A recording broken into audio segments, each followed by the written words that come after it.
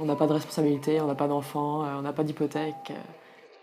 Des fois, je me dis, ça aurait-tu été plus simple si je n'étais jamais partie? Est-ce que j'aurais eu une vie un petit peu plus stable, un peu moins de questionnements? That's the thing is going into these experiences, you know they're going to change you, but you don't know how, and you don't know how much. You don't have any deadlines, you don't have any pressure. You can just do whatever you want. You meet so many nice people. You get to, I would say enjoying life, but that's just so cheesy. But that's exactly what it is. That's exactly what it is.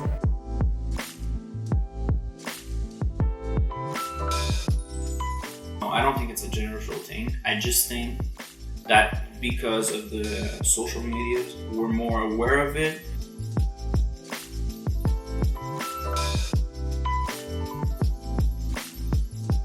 Je pense de plus en plus, les jeunes, ils se cherchent un peu plus, puis ils essaient d'aller plus à l'étranger, voir s'ils peuvent pas se trouver.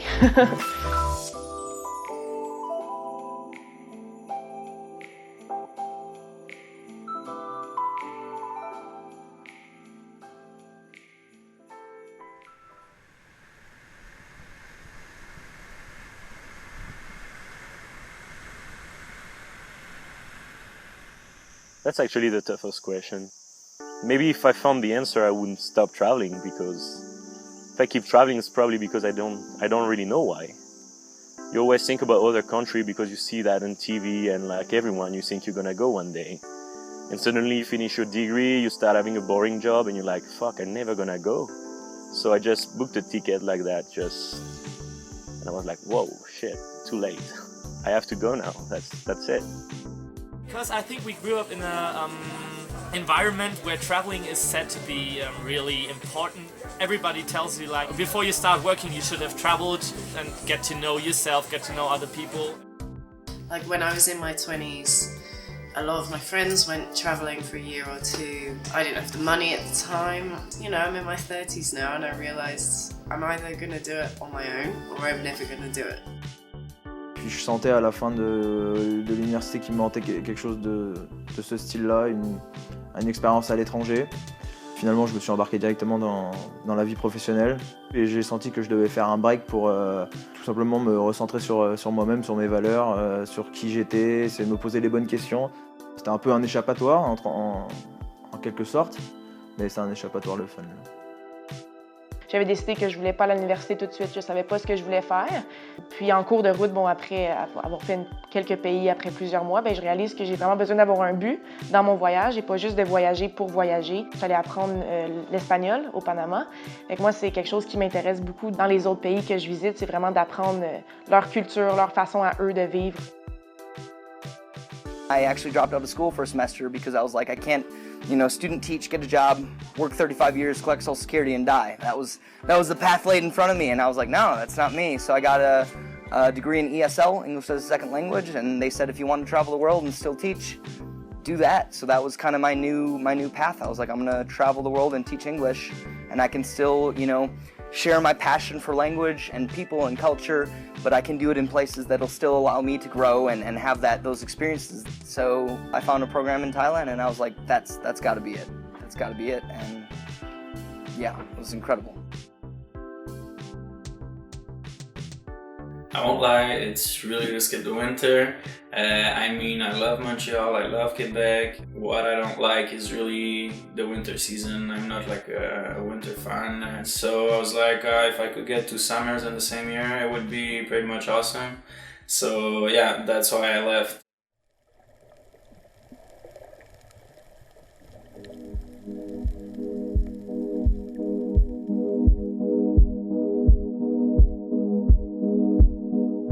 La génération de mes parents, c'est pas une génération qui bouge, c'est plutôt une génération ils ont eu un métier puis ils sont encore en train de le faire 30 ans plus tard.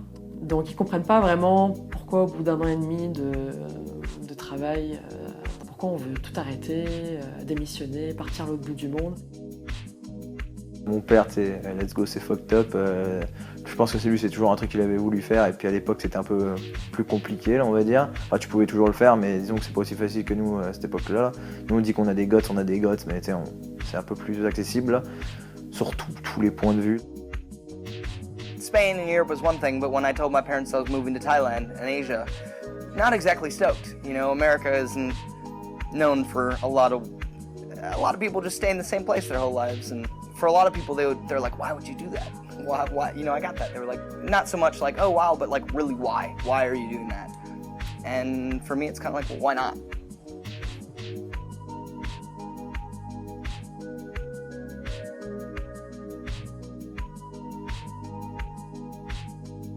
When you connect with a complete stranger, and you have nothing in common with them, and you're only going to be around them for maybe a few days, but you have that connection. I really enjoy that. It's like, that's what makes some places great and other places terrible. When you're backpacking through a strange land, you never know what's next. I mean, you're booking buses and hostels and you're meeting people from all over the world. You see things that are just so different from the way you're used to seeing things, and you're like, oh my God, that happened. You know, I saw a motorcycle ride by with 6 children on it, and you know, the lady was holding the baby, or you know, there's different standards. And just like having those moments where you sit somewhere and it could be at a beach watching a sunset, and I kind of take a step back and I'm like, this is it, I'm actually doing this, this is fucking awesome.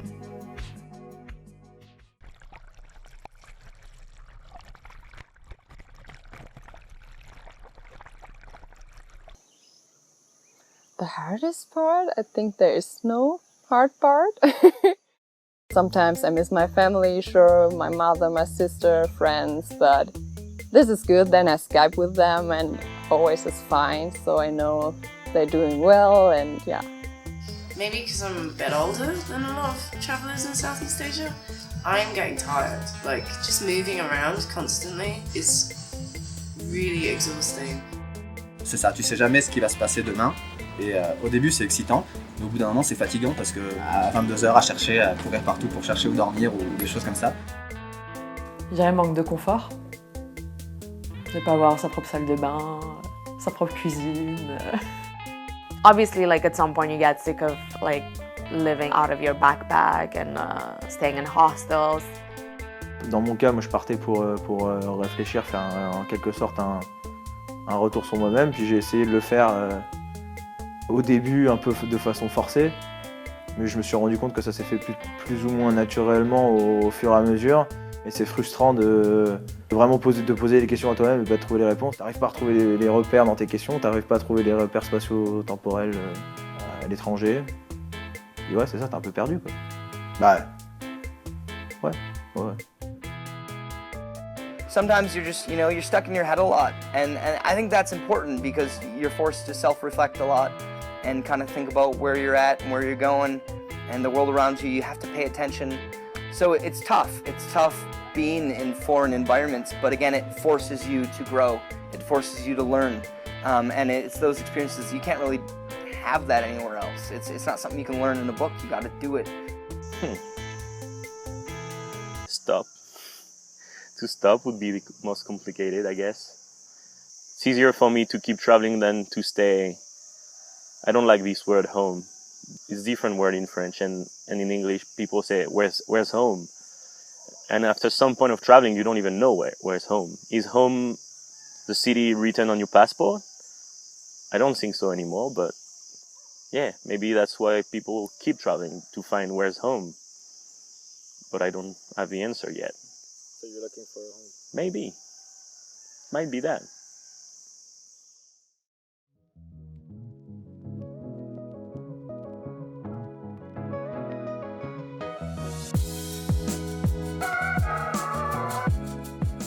So I was finishing my second term in Bangkok. People are traveling, and I was like, no, but really I don't have, you know, a job lined up or money or anything. And I was like, crap, what do? I'm gonna have to move back to the US and completely start over. Like, I moved all my stuff into my parents' basement. It takes so long to get out of the US once you're there. It was just too daunting to do that. And then I found out about a program in Colombia, which was always kind of my thing, to go to South America, and I was like, well, why wait? You know, I could go back and then spend another year or God knows how long. And I was like, no, I'm gonna go now. I'm gonna keep going. C'est quand même assez long. Donc je pense pas que je referai ça dans ma vie une autre fois. C'est quand même mettre beaucoup de choses entre parenthèses. Disons que je pense que le jour où je me retrouve dans la même situation, si j'ai l'occasion de pouvoir le faire, je reprendrai peut-être pas une année, mais un certain temps off pour faire juste un travail sur moi-même. Autant je serais pas prête à m'installer au Québec, autant je serais pas prête à m'installer nulle part ailleurs dans un endroit fixe. Que ce soit me trouver une organisation internationale pour laquelle je vais travailler, que ce soit moi-même qui va me partir une compagnie en ligne, comme ça, peu importe où je suis dans le monde, je vais pouvoir travailler, avoir le même revenu qu'au Québec ou n'importe où ailleurs. J'en ai besoin, en fait. C'est rendu un mode de vie. C'est vraiment le mot qui décrit le mieux les voyages pour moi. Well, first of all, I've spent my life savings, so there's no buying a house. So I've now spent it on travelling. And second of all, now I'm thinking, well, do I need to have that traditional life? It's totally okay. We live in the 21st century. I don't need to get married and have children. I could come and live in Malaysia and volunteer in hostels and meeting new people and constantly doing this. If you want, this can be your lifestyle.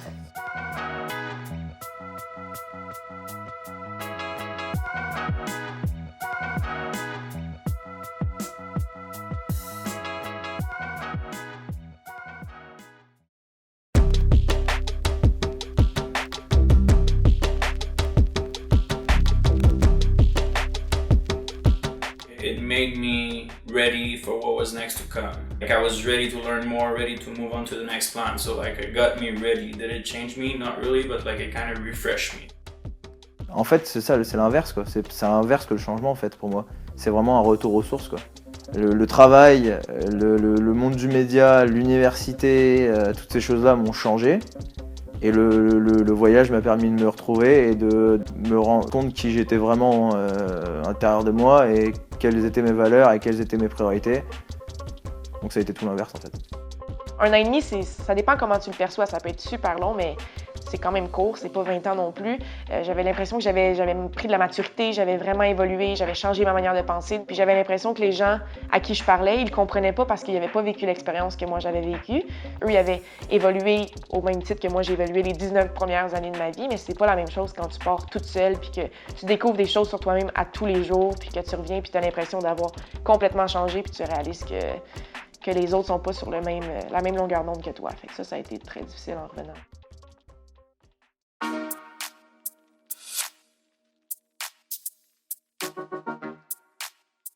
Je voyais pas ça comme un rite de passage, mais ça en est devenu un. Non pas vers la vie adulte, parce que je me considérais déjà adulte et responsable à ce moment-là, mais vers quelqu'un beaucoup plus ouvert d'esprit, beaucoup plus tolérant. I mean, I don't think it's necessary for you to live a good life. I would say it's for sure different than an all-inclusive down south. So yeah, I would go backpacking for a month or two. Like just try it once. Part of the reason I wanted to do it is because I didn't do it when I was younger. You know, I meet 20-year-olds who I'm like 13 years older than these people and they've travelled more than I have. And, you know, I think this is crazy. Why haven't I done this? Si la personne ressent le besoin, je vais être la première à lui dire « Go, vas-y, pars » parce que c'est la meilleure expérience que tu vas vivre. Mais si tu ressens pas le besoin de le faire, je vois pas l'intérêt d'aller le faire. Au même titre que moi, je ressentais pas le besoin d'aller à l'université, là j'ai décidé d'y aller, mais c'est pas quelque chose que personne n'aurait dû ou pu me pousser à faire. Au bout du compte, c'est vraiment une prise de décision.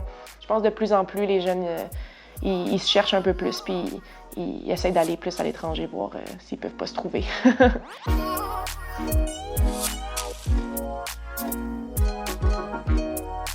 You see all the good because people don't show what's bad on traveling. They're home, they just finished degree or whatever, and they go on Facebook, on internet, and they saw all those good pictures, all those videos, and it's like, yeah, that's easy, that's life, I want that. And that's not, it's just the persona that we put on Facebook, and I have to remind myself, like physically remind myself, this is not real, Tessa, because that's what Facebook is. It's really, I think it's really insidious. No, I wouldn't say social pressure for traveling. I would say social pressure to buy a house, social pressure to find a career, social pressure to have babies, social pressure to marry. But to travel, no, it's self-pressure. Like, I think you impose this to you if you want to do it. ceux qui le font comprennent pas ceux qui le font pas, puis ceux qui le font pas comprennent pas nécessairement ceux qui le font.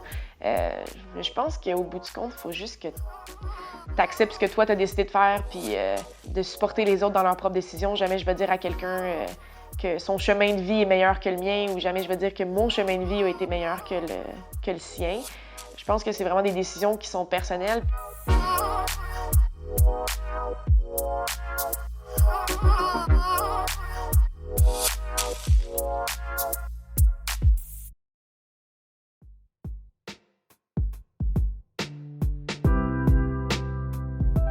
My first experience of walking into hostel was looking at a bunch of people all looking at their phones. And actually it was really hard to talk to people, to get them off their phones and engaging. Puis je sais pas comment je vais t'appeler ça, mais ils sont tous un peu à la quête du Wi-Fi là.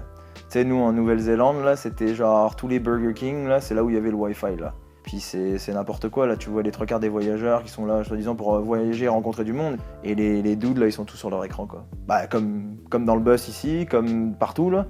Mais tu fais quoi? Tu veux changer de ce que tu fais ici et tu pars ailleurs justement dans cette optique là et tu refais la même chose ailleurs. You know, our parents had it differently. It was like they were supposed to get a job and, you know, make a living and have a family and get a house. And I guess from where I come from, the American dream. And I think the dream has shifted with our generation. We don't really want that anymore. We want to continue to grow and change. And I think traveling is a part of that. C'est rendu, il y a pratiquement plus de touristes que de locaux qui habitent en Indonésie ou en Thaïlande ou Costa Rica, etc. Toutes les places qu'on entend beaucoup parler. Alors que quand j'étais au Salvador, il y avait vraiment une vie locale plus approfondie, puis il y avait vraiment des valeurs culturelles plus profondes. Les gens, ils essaient d'aller dans des endroits qui sont un petit peu moins touristiques, puis qui font en sorte que ce pays-là, éventuellement, va lui aussi devenir touristique. In Myanmar, they haven't had much exposure to tourists, and it was really interesting to see how, for the most people, it wasn't about money, it was about getting to know you and kind of learning about you and being like, oh my god, a Westerner, and they're as interested in you as you are in them, and that's a genuinely pleasant experience to have. But when I went there, they've already had 2 years exposure, so like I met a Buddhist monk with like One Direction ringtone on his phone. So, you know, he'd had plenty of Western exposure, clearly. Tout le monde voyage en camper van et tu as énormément de camping sauvage ou camping gratuit, etc. Les locaux commencent à avoir de plus en plus un avis négatif sur les voyageurs qui, avant l'université, partent en Nouvelle-Zélande et voyagent. Et c'est des gens qui sont pas matures, qui respectent pas les lieux. La nature en prend un coup et c'est une île de forêt vierge au milieu du Pacifique qui a pendant longtemps été mis de côté par rapport à l'ensemble de la planète. Et c'est pour ça aussi que cette île, elle est magnifique, elle est unique en son genre. Et le fait que les gens, que ce soit entre guillemets surpeuplé au niveau touristique, fait que ça détériore peu à peu la nature. Après, ils ont un organisme qui s'appelle le DOC, qui fait un très très bon travail au niveau de la conservation de la faune et de la flore, quoi. I think in places, especially like here in Asia, where they're trying to learn English, I think it's a huge benefit to have these travelers from another part of the world that are coming and offering a view of the world that they have that is so different. I mean, for example, we were on a boat ride the other day with this guy. He took us around on the boat all day, and he had his little kid with him, and that little kid is going to get to kind of experience those foreigners all day, every day that they're working, and I can't help but think he's going to build some English proficiency and views of the world that he wouldn't have without those tourists. It's a cultural exchange, you know, it's a linguistic exchange.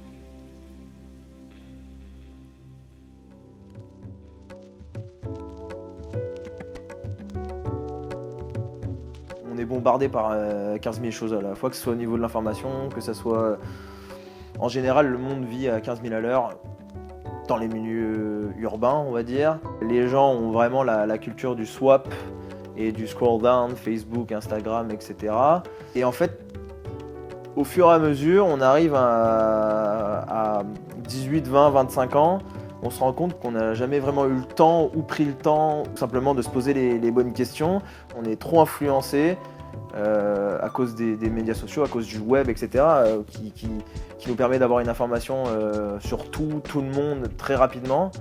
Et le fait de partir et de tomber, comme je l'ai dit tout à l'heure, dans ce silence-là et dans cet espace de non-sollicitation, de non-influence, même si elle est toujours là un minimum, ça te permet de te recadrer dans ta vie pour te poser les vraies questions là.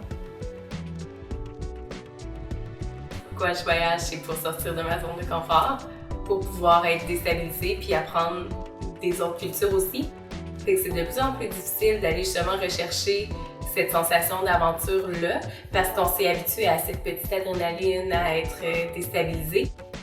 Plus on voyage, puis plus on a envie d'en découvrir. Puis plus on en découvre et plus on a envie de voyager pour en découvrir plus. Puis c'est un peu comme un cercle vicieux sans fin, puis ça devient un peu comme une drogue. Puis ça fait en sorte qu'on n'apprécie plus les petits éléments. Tu sais, une chute d'eau va rester une chute d'eau, une plage va rester une plage. Puis d'une plage à l'autre, on dirait qu'on est plus capable de distinguer la différence de beauté.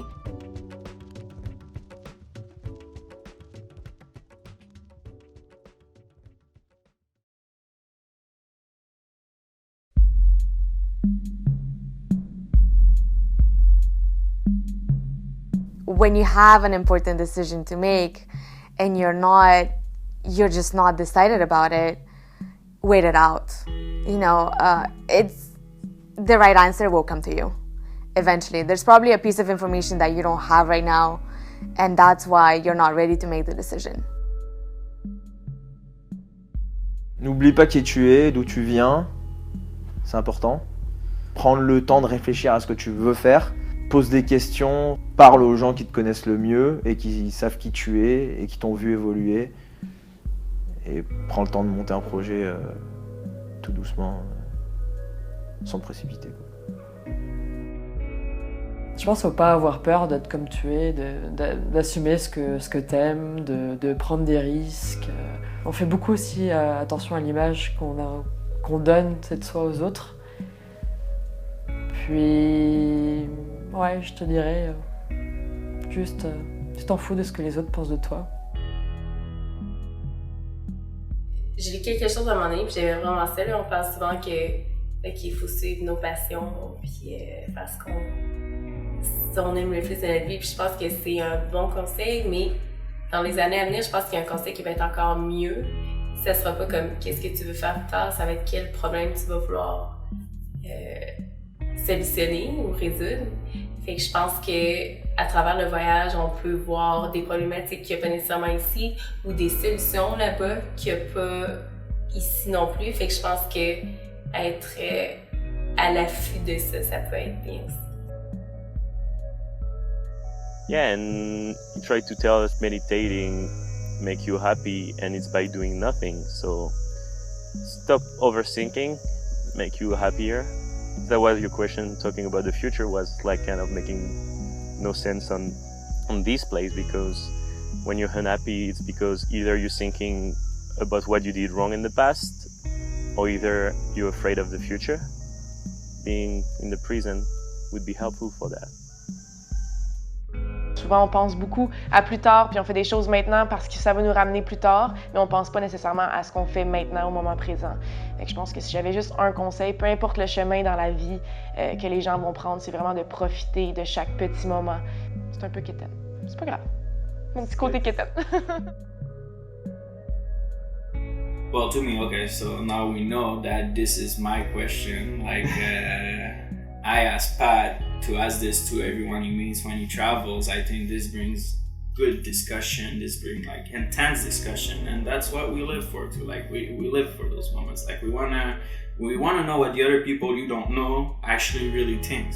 That was my first advice I would like tell anyone, like when they ask me back, just make sure you ask to every other stranger you meet, like in your life, and that's it. They're gonna give you the best advice, and you're gonna like learn about it, think about it, and like he's gonna tell you, and he's gonna be happy to tell you. Like, you wanna listen, it's cool.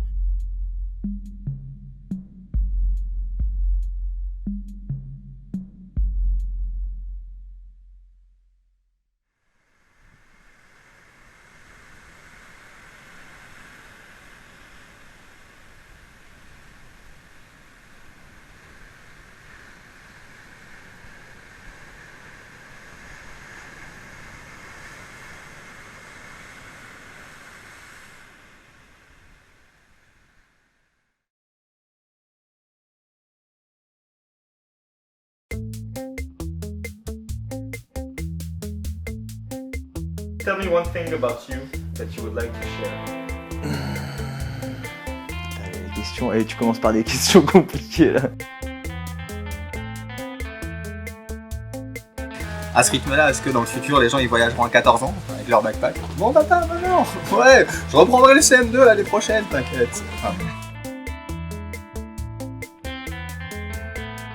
Because first I thought that hiking is only for old people, but now I know better. You really genuinely don't know what's going to happen in the next 24 hours, and that's exciting. I think I'm a little bit addicted to that. Qu'est-ce que t'aimes le plus de voyager, du voyage? J'aime rencontrer les gens.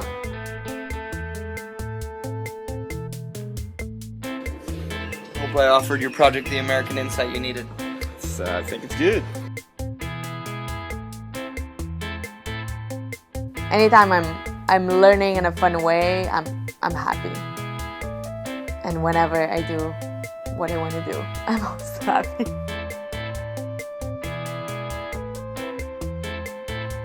Enfin, William, oui.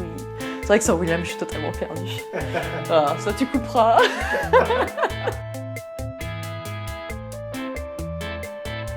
Like, if I could, I would skip every winter until I die. Like, that would be the main plan. Probably the main difference to now, where I'm just trying to get the experience for myself and get to probably become a little bit wiser on the trip. De toute façon, je prends le petit peu puis je coupe là. Ouais, non, c'est clair. Mais Stéphane? Tu peux pas une bouchée de je sais pas quoi. La métaphore qui a pas marché. Mais dans ma tête, ça faisait vraiment du sens. Okay. Let's say we need to go meditate now.